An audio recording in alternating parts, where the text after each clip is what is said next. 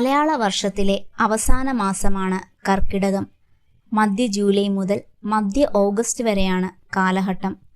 പണ്ട് കാലത്ത് കൃഷിമേഖലയായിരുന്നു പ്രധാന വരുമാനം.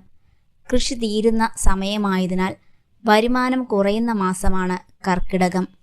നല്ല വിളവെടുപ്പില്ല ആയതിനാൽ ഭക്ഷ്യക്ഷാമം അനുഭവപ്പെടുന്നു. ഈ മാസത്തെ പഞ്ഞമാസം എന്നും അറിയപ്പെടുന്നു. ഋതുക്കളിൽ വർഷകാലത്തിൻ്റെ അവസാനമാണ് കർക്കിടകം. വേനൽക്കാലം അവസാനിച്ച് മഴ ആരംഭിക്കുന്നതും ചൂടിൽ നിന്ന് തണുപ്പിലേക്കുള്ള പെട്ടെന്നുള്ള കാലാവസ്ഥ വ്യതിയാനവും ഈ കാലഘട്ടത്തിൽ സംഭവിക്കുന്നു. ഈ സമയത്ത് തണുപ്പും മഴയും കാരണം ദഹനപ്രക്രിയ, ശരീരപ്രതിരോധ ശേഷി കുറയുകയും വാതം കഫം കൂടുകയും ചെയ്യുന്നു. കർക്കിടക മാസത്തിൽ പ്രധാനമായും പഞ്ചകർമ്മ ചികിത്സകൾ, ഔഷധക്കഞ്ഞി, പത്തിലക്കറികൾ ഉപയോഗിക്കുന്നു. ഈ കാലഘട്ടത്തിൽ ശരീരവും മനസ്സും സംരക്ഷിക്കാൻ പാലിക്കേണ്ട പ്രധാന കാര്യങ്ങളാണ്: ശരീരത്തിൽ എണ്ണ പുരട്ടുക, ചൂടുവെള്ളത്തിൽ കുളിക്കുക, എളുപ്പത്തിൽ ദഹിക്കാൻ സഹായിക്കുന്ന കഞ്ഞി, പച്ചക്കറികൾ, പച്ചക്കറി സൂപ്പുകൾ, ചൂടുള്ള ഭക്ഷണം എന്നിവ ഉപയോഗിക്കുക. എന്നാൽ കഠിന വ്യായാമം, പൊരിച്ചത്, നോൺ വെജ് വിഭവങ്ങൾ, അധികം മധുരം, അധികം ഉപ്പ്, തണുത്ത ഭക്ഷണം മുതലായവ ഒഴിവാക്കേണ്ടതാണ്. കർക്കിടക മാസത്ത് പ്രത്യേകിച്ച് ആദ്യ ദിവസങ്ങളിൽ പത്തിലക്കറി കഴിക്കും. പത്തില തന്നെ ഉപയോഗിക്കണമെന്നില്ല. മുരിങ്ങയില ഉപേക്ഷിച്ച് നമുക്ക് ഏത് ഇല വേണമെങ്കിലും എടുക്കാം. തഴുതാമ, മുള്ളൻചീര, ചേമ്പില, കോവലില, ചേനയില, കുമ്പളയില, പയറില, ചൊറിയണം, തകരയില, മത്തനില തുടങ്ങിയവയാണ് സാധാരണ നാം ഉപയോഗിക്കുന്നത്.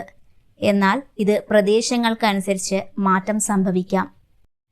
പത്തിലക്കറി കഴിക്കുന്നതിലൂടെ ദഹനശക്തി മെച്ചപ്പെടുത്തുന്നു, രോഗപ്രതിരോധ ശേഷി വർദ്ധിപ്പിക്കുന്നു, മഴക്കാലത്ത് കൂടുതലായി ഉണ്ടാകുന്ന വാതം, കഫം എന്നിവ നിയന്ത്രിക്കാൻ സഹായിക്കുന്നു, കൂടാതെ ശരീരത്തെ ശുദ്ധീകരിക്കാനും സഹായിക്കുന്നു. കർക്കിടക സമയത്ത് മുരിങ്ങയില കഴിക്കാതിരിക്കുന്നതാണ് ഉചിതം. ഇത് ഉഷ്ണ സ്വഭാവമാണ്.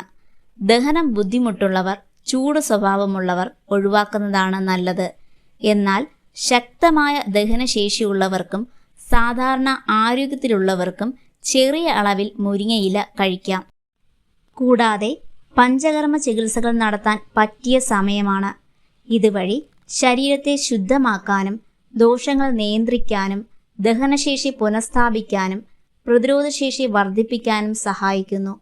പഞ്ചകർമ്മ എന്നത് ഒരു ഗൃഹചികിത്സയല്ല. ഇത് ഡോക്ടറുടെ മേൽനോട്ടത്തിൽ നടത്തുന്നതാണ് ഉചിതം.